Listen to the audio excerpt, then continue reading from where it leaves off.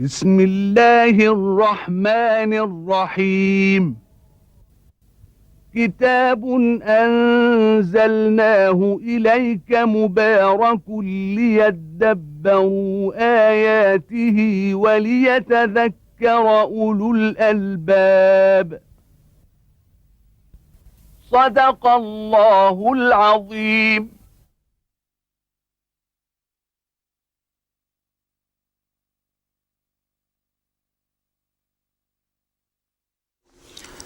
الحمد لله رب العالمين، والصلاة والسلام على عبده ورسوله الأمين سيدنا ونبينا محمد وعلى آله وأصحابه ومن اهتدى بهداه وعمل بسنته إلى يوم الدين. وبعد، فيقول الرب تبارك وتعالى: وكم قصمنا من قرية كانت ظالمة وأنشأنا بعدها قوما آخرين فلما أحسوا بأسنا إذا هم منها يركضون لا تركضوا وارجعوا إلى ما أترفتم فيه ومساكنكم لعلكم تسألون. قالوا يا ويلنا إنا كنا ظالمين فما زالت تلك دعواهم حتى جعلناهم حصيدا خامدين.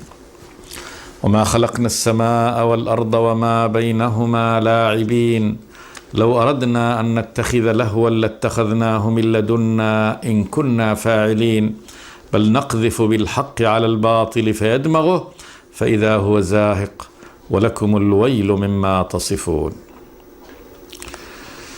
يخبر سبحانه وتعالى أنه قد أهلك قرى كثيرة من القرى المكذبة قبل مكة، وهذا إنذار للعرب المشركين الذين أرسل فيهم النبي صلوات الله وسلامه عليه، واللي يتعظوا بمصارع الغابرين. كم تكثيرية، كم قصمنا، القصم الحطم والكسر والإهلاك. قصمنا من قرى كثيرة كانت ظالمة بكفرها وعنادها وتأبيها على طريق الرب جل وعلا وردها مقالة الرسول، وأنشأنا بعدها قوما آخرين. أنشأ الله تبارك وتعالى بعدها أجيال أخرى سكنت الأرض التي كانوا فيها، وأزال الله تبارك وتعالى أولئك عن وجه البسيطة، كما فعل بقوم نوح وكما فعل بثمود وكما فعل بعاد كما فعل بقرى لوط. كم قرى كثيرة يعني أهلكها الله تبارك وتعالى وأزال أصحابها بكفرهم.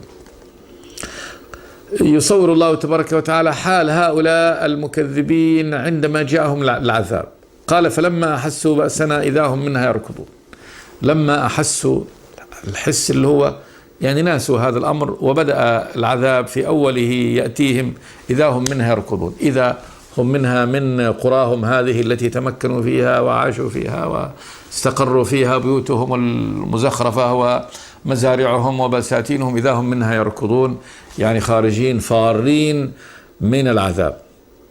قيل لهم: لا تركضوا وارجعوا إلى ما أترفتم فيه ومساكنكم لعلكم تسألون. قول على وجه السخرية والاستهزاء بهم، إما أن تكون قالته الملائكة، أو قول يعني الرب في هؤلاء الذين خرجوا يركضون، يعني قول يدل على حالهم المزرية في هروبهم من عذاب الرب تبارك وتعالى. وقبل ساعات قليلة قد كانوا في يعني تمكنهم متغطرسين رادين للحق الإلهي ومستهزئين برسولهم. لا تركضوا وارجعوا إلى ما أترفتم فيه ومساكنكم. رجعوا مرة ثانية إلى ما أترفتم فيه من الخيرات والنعم، البساتين وأنواع الرياش والأثاث، ومساكنكم الجميلة المزخرفة. ارجعوا إليها لعلكم تسألون. لعلكم تسألون يعني كما كانوا يسألهم الناس ويطلبوا منهم وكذا، وأنهم متنفذون. أو لعلكم تسألون لأنه أن يأتيكم يعني السؤال على أعمالكم وأنتم متمكنون على هذا النحو، والحال أنكم لا تسألون إلا إذا أتيتم الرب تبارك وتعالى وأنتم حفاة عراة قد أهلكتم بعذابه هنا يعني في الدنيا، ثم تأتوا يوم القيامة أذلة خاضعين خاشعين، ويكون سؤالكم وأنتم في حال الذل وحال القهر بين يدي الرب تبارك وتعالى. قالوا يا ويلنا إنا كنا ظالمين. يعني لما بكتوا هذا التبكيت أهينوا هذه الإهانة قالوا يا ويلنا تذكروا أمرهم إنا كنا ظالمين. يا ويلنا يعني يا هلاكنا ويا مصيبتنا الكبرى إنا كنا ظالمين. قبل هذا أي ظالمين اعترفوا بقى بذنبهم بتكذيبنا للرسل وابتعادنا عن الحق وردنا لأمر الله تبارك وتعالى. قالوا يا ويلنا إنا كنا ظالمين. قال جل وعلا فما زالت تلك دعواهم حتى جعلناهم حصيدا خامدين. ما زالت تلك دعواهم أن يتذكروا ويقولوا ويعترفوا على أنفسهم بأنهم كانوا ظالمين. قال جل وعلا حتى جعلناهم حصيدا. الحصيد هو النبات الذي حصد وألقي خامدين، فحصدهم الله تعالى بعد أن كانوا قائمين يعني وسائرين ومتمكنين في الأرض، إذا بهم أصبحوا يعني كالنبات الذي استأصل من الأرض، يعني استأصلهم الله تبارك وتعالى وألقوا خامد ملقى على يعني الأرض، أرض العذاب ولا حراك فيه. حتى جعلناهم حصيدا خامدين. قال جل وعلا مبينا قال وما خلقنا السماء والأرض وما بينهما لاعبين.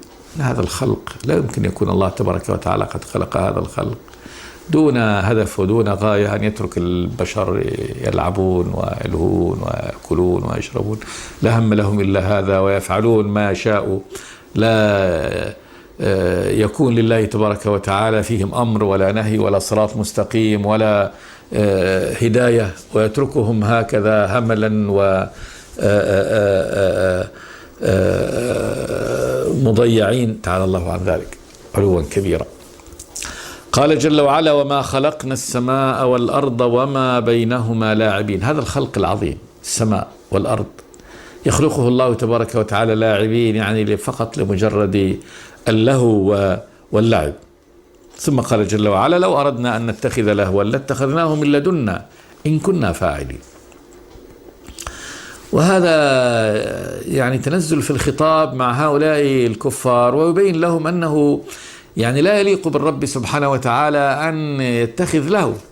الله أعلى وأجل وأعز سبحانه وتعالى من أن يكون لاعبا لاهيا، لأن اللاعب واللهو يعني هي صفة في المخلوق يعني مذمومة، نقص. فإنه إذا قيل ملك وعظيم ولكنه لاعب لاهٍ فإن هذا يكون نقص به. فكيف بالرب الإله ملك السماوات والأرض خالق السماوات والأرض؟ قال جل وعلا لو أردنا أن نتخذ لهوا، لو كان الله يريد أن يتخذ له لاتخذناه من لدنا، يعني دون أن يطلع عليه الخلق. فالله يلهد كما الشأن مثلا تعالى الله عن ذلك ولله المثل الأعلى، الملك الذي يعني العظيم الذي يعرف الناس عنه قوته وصرامته وجده، لو حب يلعب يقوم يلعب بينه وبين نفسه، ما يلعب أمام يعني شعبه وأمام الناس، فإنها تسقط مكانته. قال جل وعلا إن كنا فاعلين. إن هنا بمعنى ما، يعني ما كنا فاعلين، ما يفعل الله تبارك وتعالى، لا يتخذ له، لا يمكن أن يكون الله تبارك وتعالى لاهيا لاعبا. أو إن كنا فاعلين، إن اللي هي الشرطية، لو كنا فاعلين لفعلنا هذا. وتعالى الله تبارك وتعالى أن يكون يعني اللهو من صفته سبحانه وتعالى واللعب، بل الرب تبارك وتعالى منزه عن هذا، إن هذا من صفات النقص، والله تبارك وتعالى متنزه عن النقص جل وعلا.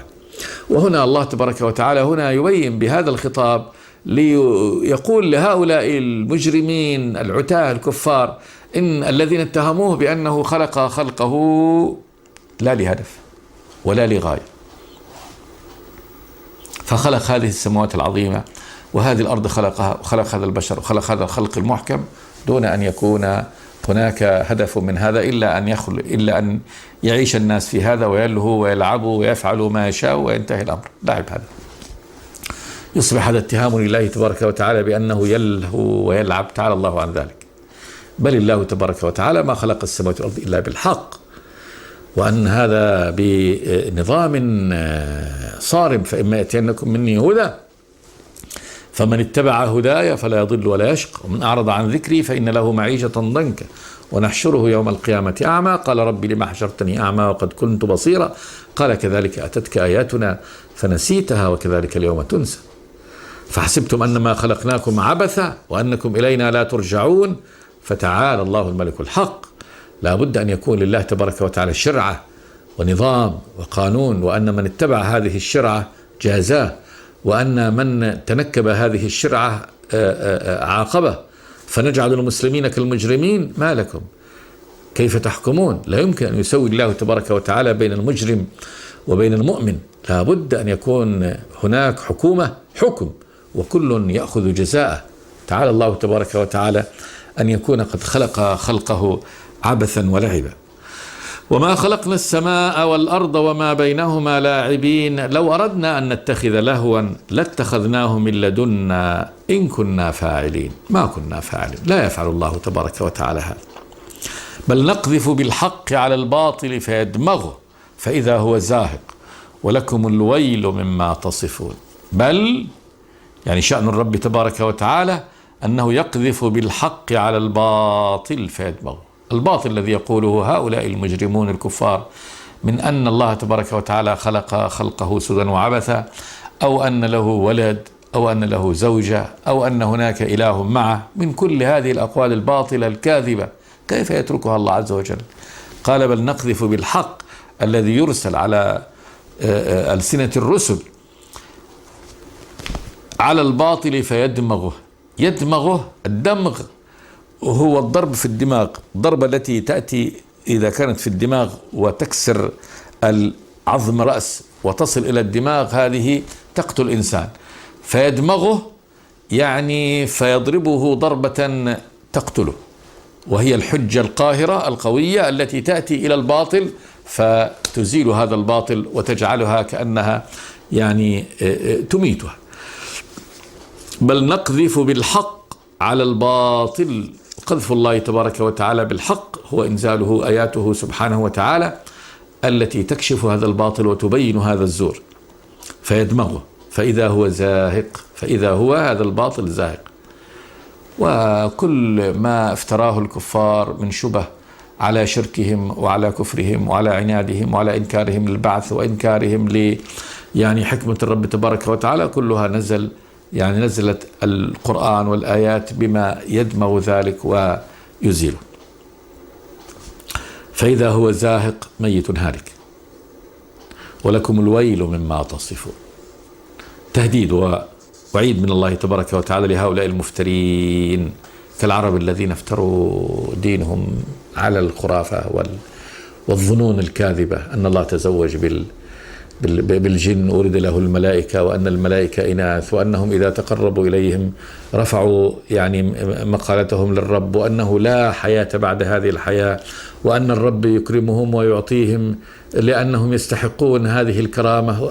من هذه الأمور العبثية وهذه الظنون الكاذبة، ثم بأنفسهم وعلى عقولهم حرموا هذا وأحلوا هذا بأهوائهم وساروا في حياتهم كما يشتهون، لا يرجعون إلى يعني دين الرب تبارك وتعالى ولا يتقون ولا يتورعون. وكذلك النصارى في أقوالهم، وكذلك اليهود في أقوالهم، وكذلك سائر أنواع المشركين من الشرك الذي لا حد له.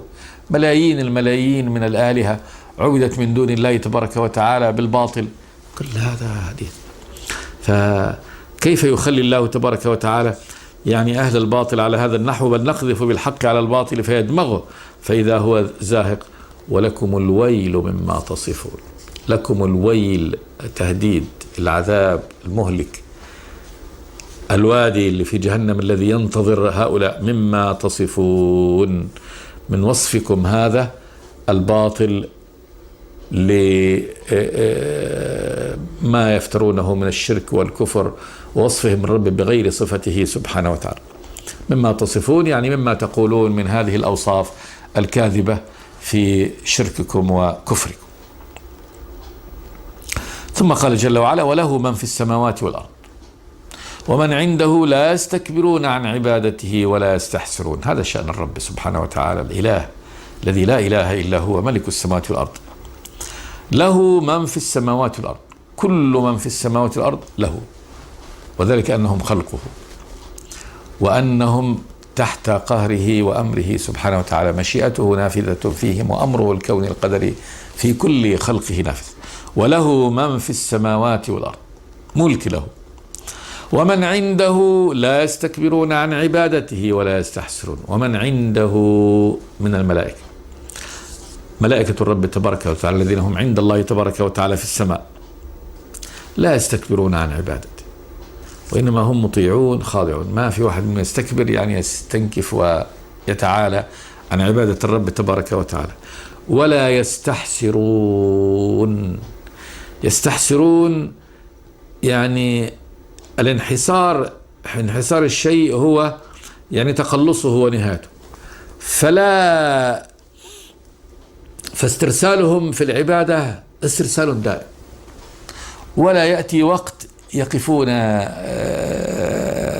عند حد فيه ويملون ويرتاحون، لا، وإنما هم في عبادة متواصلة للرب تبارك وتعالى. ولا يستحسرون يعني لا تنحسر عبادتهم، وإنما هم في مدد دائم من عبادة الرب جل وعلا. يسبحون الليل والنهار لا يفترون، يعني أنهم في تسبيحهم لله تبارك وتعالى، تنزيههم له عما لا يليق، وذكره سبحانه وتعالى بالجميل الليل والنهار، هذا دائم. فمضي الليل والنهار هم في عبادتهم بتسبيح الرب، تنزيهه سبحانه وتعالى، لا يفترون. الفتور هو الضعف، يعني لا يضعفون عن هذه الطاعة الدائمة لله تبارك وتعالى بالتسبيح الدائم للرب جل وعلا. فهنا يصف الله تبارك وتعالى عبادة هؤلاء الملائكة الذين هم عنده سبحانه وتعالى بأنهم عباد دائمون لله تبارك وتعالى ليلهم ونهارهم، وأنهم لا يكلون من هذا ولا يعني ينحسر عبادتهم فتكون يعني في حال عالية وفي حال دون ذلك، بل هي عبادة متواصلة دائمة من تسبيح الرب تبارك وتعالى وتمجيده. يسبحون الليل والنهار لا يفترون. ثم قال جل وعلا: أم اتخذوا آلهة من الأرض هم ينشرون. سؤال الإنكار وبيان أن الآلهة التي اتخذوها تافهة. أم اتخذوا آلهة من الأرض هم ينشرون، الآلهة التي اتخذوها من الأرض كأصنامهم وغيرهم وبشر وغيرها، هم ينشرون، يعني هل هؤلاء ينشرون يخلقون لهم نشور، يعني يخلقون هؤلاء العباد الذين عبدوهم هم ينشرونهم ويحيونهم، أو أيضا يعني يخلقون خلق آخر مثلا لهم مشاركة وعمل في الخلق. أم اتخذوا آلهة من الأرض هم ينشرون، لو كان فيهما آلهة إلا الله لفسدتا فسبحان الله رب العرش عما يصفون.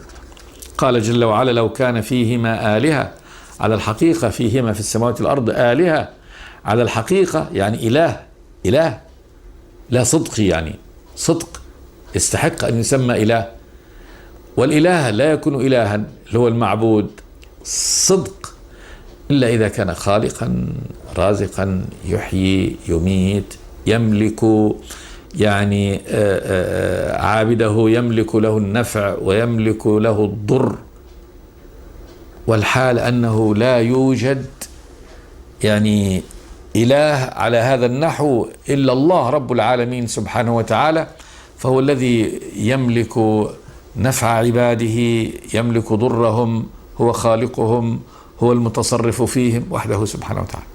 وأما الآخرون فإنهم لم يخلقوا شيء، وهم أصلا هم مخلوقين، وكل من عبدهم لا يستطيعون أن ينفعوا بشيء ولا يستطيعون كذلك أن يضروه بشيء، فبالتالي هو إله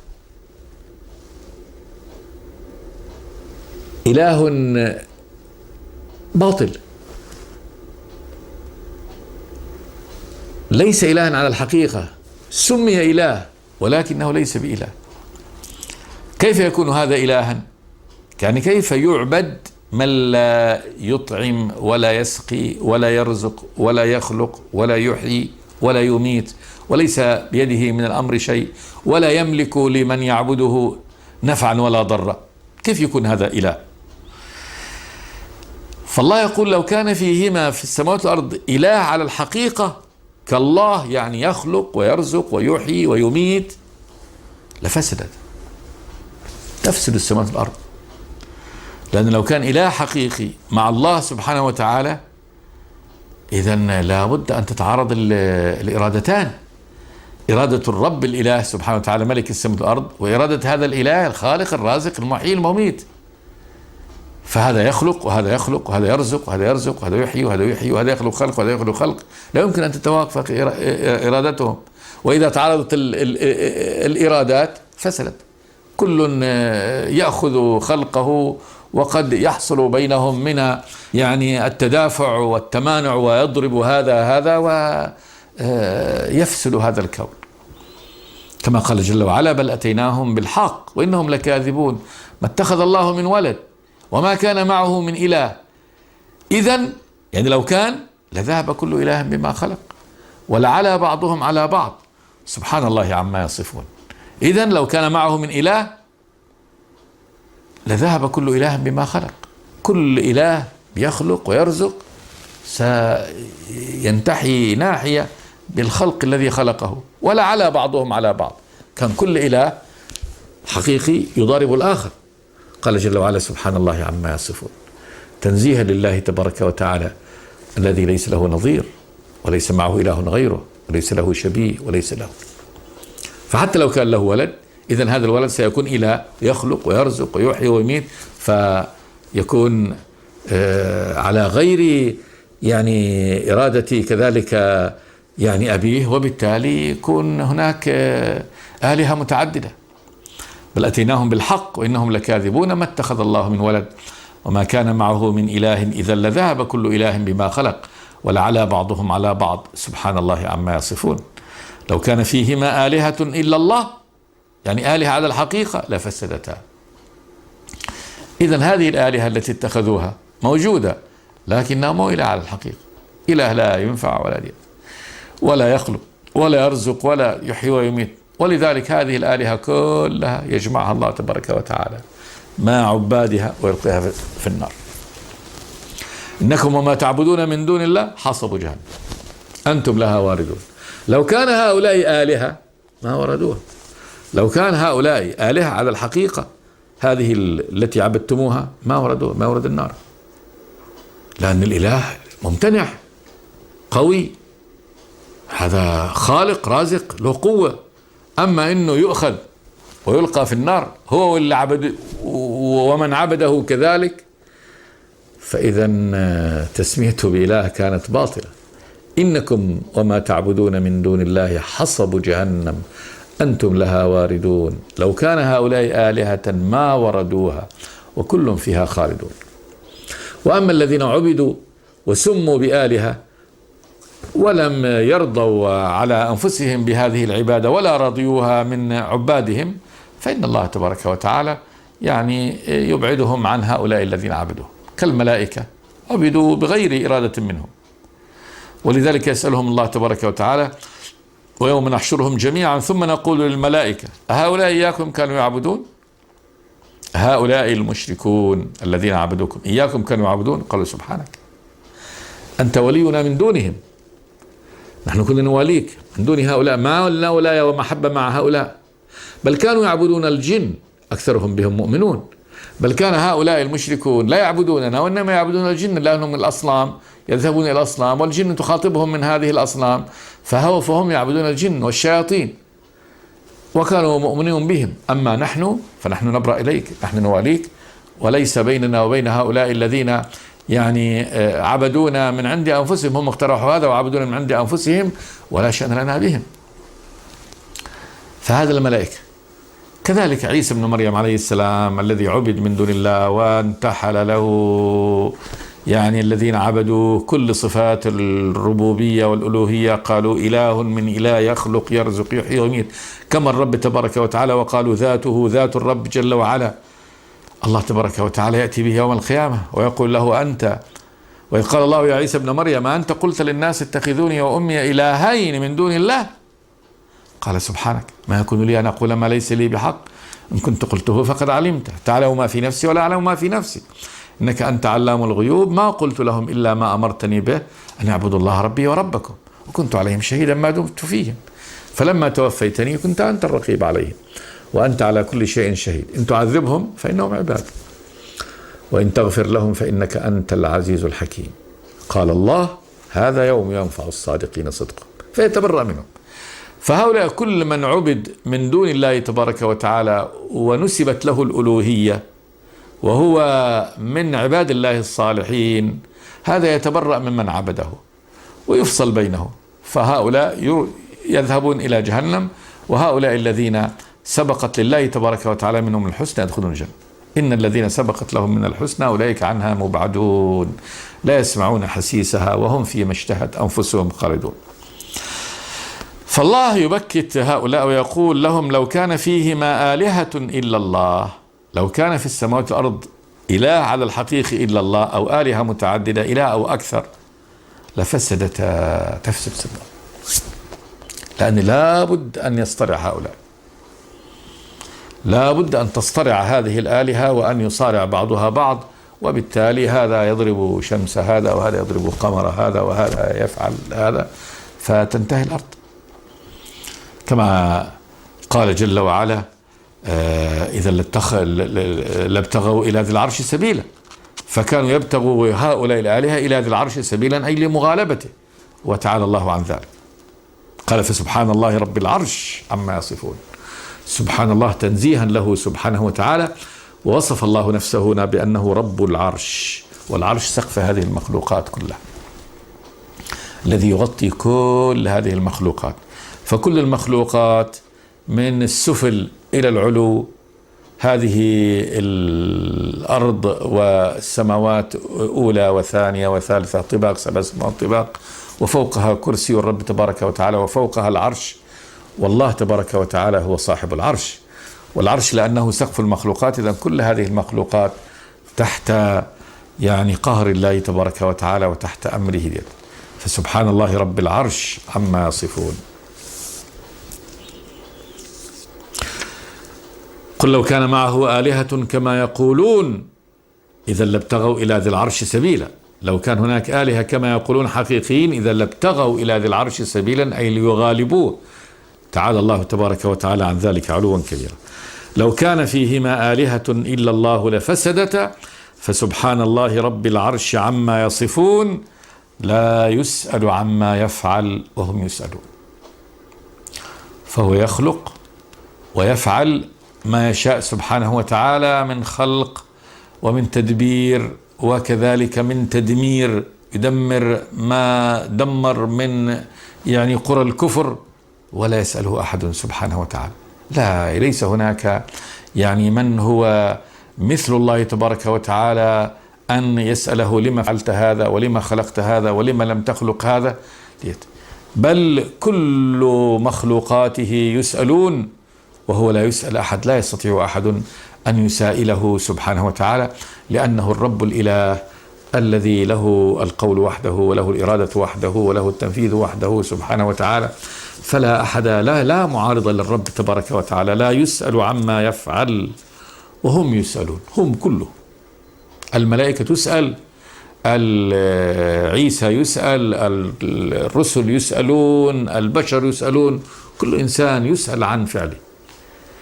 فحتى الرسل الذين اختارهم الله فلنسألن الذين أرسل إليهم ولنسألن المرسلين، كلهم كل مخلوقات الله تبارك وتعالى يسألون عن عملهم ويوقفون عليه ويحاسبون. وأما الرب الإله الخالق الذي لا إله إلا هو فلا محاسب له ولا مسائل له سبحانه وتعالى، فهو الذي له يعني القول وحده والإرادة وحده سبحانه وتعالى، ولا معارض لقوله ولا إرادته جل وعلا، ما شاء الله كان وما لم يشأ لم يكن. لا يسأل عما يفعل وهم يسألون. ثم قال جل وعلا أم اتخذوا من دونه آلهة قل هاتوا برهانكم هذا ذكر من معي وذكر من قبلي بل أكثرهم لا يعلمون الحق فهم معرضون وما أرسلنا من قبلك من رسول إلا نوحي إليه أنه لا إله إلا أنا فاعبدون. نقف هنا إن شاء الله ونعود في الحلقة الآتية. استغفر الله لي ولكم من كل ذنب. اللهم صل وسلم وبارك على عبدك ورسولك محمد. بسم الله الرحمن الرحيم. كتاب أنزلناه إليك مبارك ليدبروا آياته وليتذكر أولو الألباب. صدق الله العظيم.